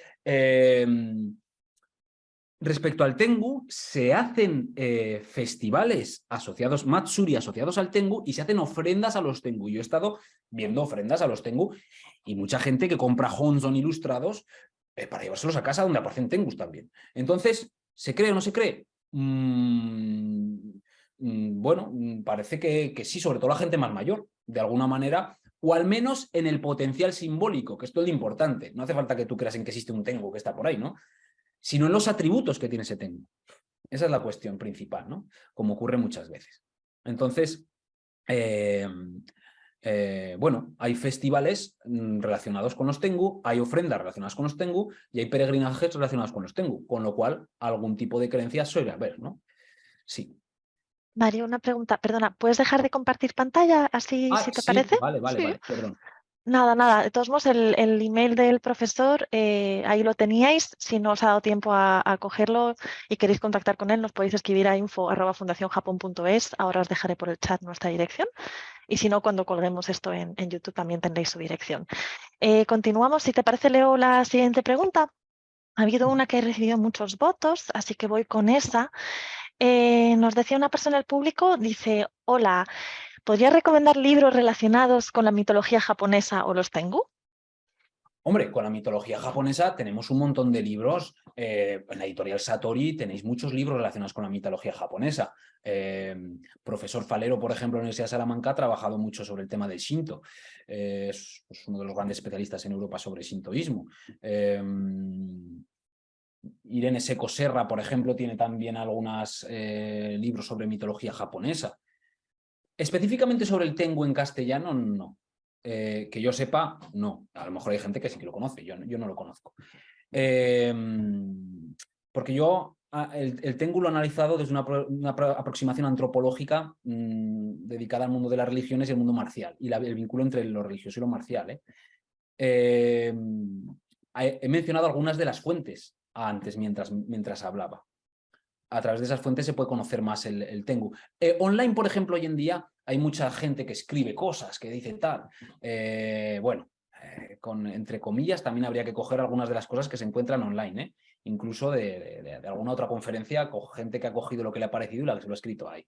Entonces, con eso, cogedlo con pinzas, ¿vale? Es importante. Lo que pasa es que el Tengu está tan presente en tantos sitios que hay gran cantidad de información sobre los Tengu, porque despierta pues, un interés pues, como muy, muy especial, ¿no? Es como decía un gran estudioso de las religiones llamado Rudolf Otto, que decía tremendum mysterium est fascinorum, ¿no? Es como sobre lo que se desconoce, lo que no se puede percibir mediante la emperella, la experiencia. Pues bueno, en el imaginario popular, ¿cómo queda? ¿No? Pues el Tengu es eso también, es las tormentas, los rayos, cuando no hay recursos científicos para hablar de eso, la gente recurre a estas figuras, ¿no? Entonces, bueno, a lo mejor me voy un poco lejos, pero No, mira, y de hecho, relacionado con esto, otra persona nos preguntaba, decía, hola, ¿podría recomendar alguna película o películas japonesas relacionadas con los Tengu? Aquí otra vez piden Fíjate que en el fuentes. tema de los Tengu, respecto a películas o todo esto, una película relacionada que sea de los Tengu, yo no soy un gran cinéfilo, entonces no entiendo tanto. Dentro de la animación ya hemos visto que hay un montón de series de anime donde los Tengu aparecen. Otra cosa es que se les dé específicamente... hay una serie dedicada a los Tengu, que ahora no recuerdo el nombre. Es antigua, de los años 90, y es de animación. Pero no se le da un trato como que se hable un poco de lo que estoy hablando yo, ¿no? O sea, aparece como figura y ya está. Y normalmente como maestro, como instructor de espadachines, que nos viene de la época del Genji Monogatari, del Heike Monogatari, ¿no? Del instructor de Yoshitsune, nos viene de esa época también un poco, ¿no? El Tengu como maestro instructor, ¿no? Entonces, bueno, sí. Pues mira, comento de una persona del público, decía que hay una película que se llama precisamente La Gran Guerra Yokai de Takashi Miike y Vale. que como sorpresa hay una aparición de Mizuki Shigeru. Entonces quizá ahí hay aparición de Tengu. Pues muchas Ahí gracias, queda. ¿eh? Sí, exactamente, ponedlo por aquí porque yo no soy un gran cinéfilo, entonces yo lo desconozco. Muchas gracias al público. Repito, La Gran Guerra Yokai de Takashi Miike. Muchas gracias. Vamos con la siguiente pregunta. Esta nos viene de otro asistente anónimo que dice, muchas gracias por la conferencia. Mi pregunta es si hay algún sitio en Japón, algún templo, por ejemplo, donde se pueda ver la representación de algún Tengu, aparte de las obras pictóricas que nos has mostrado en la charla. Exacto, antes lo he Gracias. mencionado, el Takao-san, cerca de Tokio. Más o menos. Allí está, precisamente estaba un campus de mi universidad, tengo un campus en Bunkyoku y otro en el Takao-san. Entonces, en el Takao-san, que es un monte para la época, para el Momijigari, para ver cómo las hojas del arce, ¿no? Precioso, está lleno de tengus, de figuras de tengus, ¿no? Porque es un lugar, un núcleo del culto a la montaña durante mucho tiempo. Entonces, allí sigue habiendo representantes de los Tengu y es una zona de peregrinaje de gente de Sukenyas, del mundo del Suken, ¿no? Sí, allí os recomiendo ir. Si alguna vez vais a Tokio, no está lejos. Sobre todo, pues especialmente en otoño. Esa es mi recomendación. Muchas gracias, el Takao-san. Pues nos Sí. pregunta ahora otra persona, dice, estoy muy interesada en la figura de Kukai. ¿Podría repetir cómo ha relacionado a Kukai con los Tengu? Pues a ver, en la figura de Kukai. La figura de Kukai es una figura increíble. De hecho, en el Koyasan hay un club de fans de Kukai. Después han pasado 1000 años y tenemos ahí gente que son fans de Kukai. Porque en una época tan pretérita que alguien empieza a hablar sobre el tema de los Terakoya y también cómo crear una especie de escuela pública, que hay que ilustrar a la gente, que estas cosas incluso tienen que ser gratuitas. Los desarrollos caligráficos, el kana, para Japón es fundamental. Como decía antes, tardará un poco de tiempo, pero estamos en un proceso de Eugenio Tardón y Carla Cañella han estado en Japón durante 3 meses rodando. Y con el prior principal del Monte Koya, con gente importantísima. Y yo soy asesor histórico de este documental. Y esto saldrá dentro de un tiempo, ¿no? Estamos ahí con el proceso de construcción, ¿no? De todo lo grabado, de traducción, etc. Y ahí hablamos muy extensamente sobre Kukai. Kukai, ¿cómo se relaciona con los Tengu? Bueno, Kukai más bien se relaciona con las prácticas Mikyo asociadas al budismo Vajrayana, asociadas al componente esotérico que tienen los Tengu y los Yamaushi. Entonces, en ese sitio, ¿no? En ese sentido, quiero decir, ¿no? Y de alguna manera, pues bueno, tiene vínculo, o sea, Kukai está en el mundo del budismo, pero en algunos momentos también hizo algunas alusiones a los Tengu. Esto, bueno, en otro momento se puede hablar de ello. Bueno. Gracias, Mario. Nos preguntaba otra persona que si el folclore japonés tiene más peso en los pueblos que en las ciudades. Eso es lo curioso, pues es curioso. Hombre, en el mundo rural tiene más peso, claro. Pero en las ciudades, ¿qué pasa? Muchas veces queda la parte corpórea y por dentro está desnaturalizado, ya no tiene nada, ¿no? O sea, queda la estética, pero la esencia ha desaparecido. Eso pasa. En otros casos se cree fervientemente o se creen en algunos de esos atributos de verdad. No. Bueno, tienes gente también joven que va, pues no lo sé si es por inercia o por qué, pero a estos Matsuri, cada vez hay más Matsuri en Japón y cada vez va más gente a los Matsuri. Y al hacer este tipo de ofrendas y tal a estos templos, hay mucha gente joven que también va. Si lo hacen, ese tipo de prácticas, por ejemplo, yo tengo amigos de diferentes generaciones que siguen creyendo en que si tienes un tipo de sangre tienes unas características, si eres A, si eres B, si eres tal, y eso es superstición pura, pero es que si nos ponemos a pensar, a lo mejor esto sería para hablar en otro sitio, pero si os fijáis en cada vez en streaming, cada vez las series que salen, todo lo que sale, cada vez hay más alusión al mundo mágico, todo el tiempo. Y al mundo mitológico, al mundo de la espada, de la brujería, y cada vez eso triunfa más. Pues ahí hay un componente que es una perspectiva antropológica y que analizar, una perspectiva sociológica importante, ¿no? Eso da para analizarlo, ¿no? Bueno. Gracias, profesor. Otra pregunta que también recibió bastantes votos. Nos dice esta persona, ¿qué escuelas marciales podemos encontrar aquí en España con prácticas Mikyo? ¿Podría recomendarnos alguna lectura sobre Tendai, Shingon o Mikyo? Bueno, escuelas marciales. Claro, es que este tipo de prácticas, por ejemplo, lo que pasa que para mí, no sé si alguien se sentirá insultado si digo esto, pero dentro de la Bujinkan, ¿no? Allí se practican muchas de estas cuestiones. Cómo se practican es otra cosa distinta. Cómo se entiende lo que llega al Japón aquí y se interpreta desde aquí, porque hasta que ha llegado a Japón ha llegado, imaginemos, India, China, Baekje, Corea, periodo de los 3 reinos, Japón. ¿Cuántos tamices ha pasado hasta que llega a Japón? Y luego lo traemos desde Japón hasta aquí. Y se hace lo que se hace. Entonces, si a lo mejor un monje Shingon o Tendai te viese hacer eso, dirías, estos están zumbados porque no saben lo que están haciendo. Entonces es muy difícil recomendar un sitio. Eso tendrá que ser que encuentres tú algún sitio donde... Claro, esto tampoco se habla... Yo estoy hablando un poco abiertamente de algo de lo que nos habla tan abiertamente. Entonces, ¿te lo van a enseñar?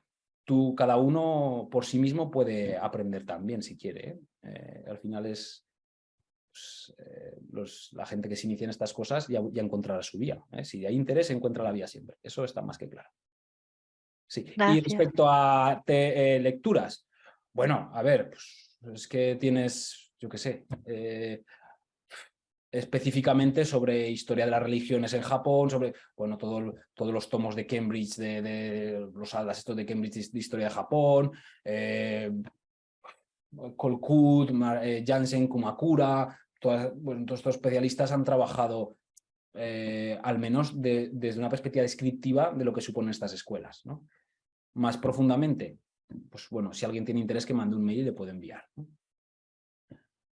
Ahí queda la invitación a Eso. preguntarle al profesor. Una pregunta que, bueno, creo que a la segunda parte has contestado luego al finalizar la charla un poco, pero nos preguntaba otra persona de dónde te viene el interés por el Tengu y qué relación tiene con las artes marciales. Bueno, pues el interés a mí sobre el Tengu me viene primero, de mi amor por el otoño. En segundo lugar, de mi práctica en diferentes escuelas durante mucho tiempo. Cada uno tiene un icono, de alguna manera, algunos iconos a lo largo de la vida. Pues para mí el Tengu representa, conforma, aglutina algunas cuestiones que me parecen pues, muy interesantes para explorar la mentalidad también japonesa o en la zona de Asia Extremo Oriental, la mentalidad asociada al mundo guerrero y al mundo religioso. Y entonces, como es una figura que aparece tantas veces ahí, pues me parece pues, muy interesante y por eso de ahí viene mi interés, ¿no? Porque me parece estéticamente también atractivo, curioso, porque se utiliza mucho, ¿no? Hoy en día también. Pues bueno, como lo ves en muchos sitios que aparece, hay a gente que la traen pues los kappa, otra gente los kitsune, otra gente pues, ¿no? A mí me gusta el folclore en general, ¿eh? Y a mí he leído, pues, donde nació Yanagita Kunio, todo lo que desarrolla Yanagita Kunio también, pues bueno, dentro del folclore japonés me interesa especialmente, pues todos los estudios de folclore me han gustado y por eso me interesa también. Sí. Bueno. Gracias, profesor. Y una pregunta que es un poquito para ayudar. La serie de anime de los 90 nos dice esta persona, ¿puede ser Kabuto el guerrero Tengu de Buichi Terasawa? A ver, puede ser Kabuto, La- el guerrero Tengu de Buichi Terasawa. Sí, exactamente. Vale. Esa es la serie.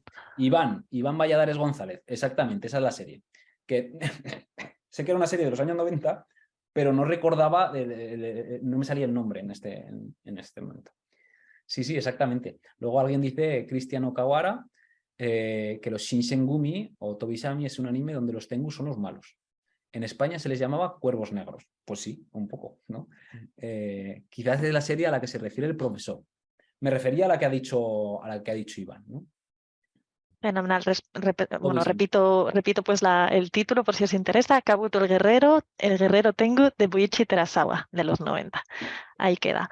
En verdad nos quedan unos minutitos, así que vamos a tener que ir cerrando. Así que, Mario, como quieras, o hago yo alguna preguntita más, o si quieres hacer así, mirar si hay alguna que quieras Vale, yo miro. responder A ver. especialmente, adelante. Bueno, muchísimas gracias por la conferencia, ha sido muy interesante. Por casual, Mario, ¿tienes algún ensayo o libro?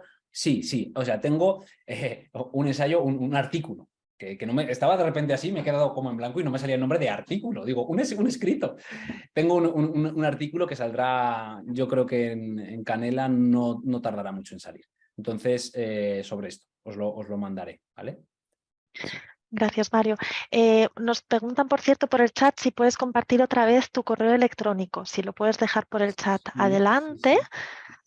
A ver, en el chat un momentito, por favor. Sí, sin ningún problema. Voy a dar por contestada la pregunta sobre un ensayo o libro sobre los Tengu. Vale, aquí. Y aprovecho para comentar, el resto de preguntas son relacionadas con bibliografía al respecto, así que más o menos hemos llegado al final. Comparto un comentario del chat mientras vas poniendo tu email y decía la persona que preguntaba por Kukai, que era Paki, que precisamente estuvo en Koyasan para rendir homenaje a Kukai por estar enterrado ahí y que espera con impaciencia ese documental sobre este gran sabio y que Pues espera bueno, también que un Fundación documental, os Japón. lo voy a escribir aquí, Bueno, ya está la página, ¿vale? Se llama fenomenal. The Way of Sodo. Fenomenal, muchas gracias. Ahí tenéis, querido público, la dirección del profesor en Way of el Sodo. chat.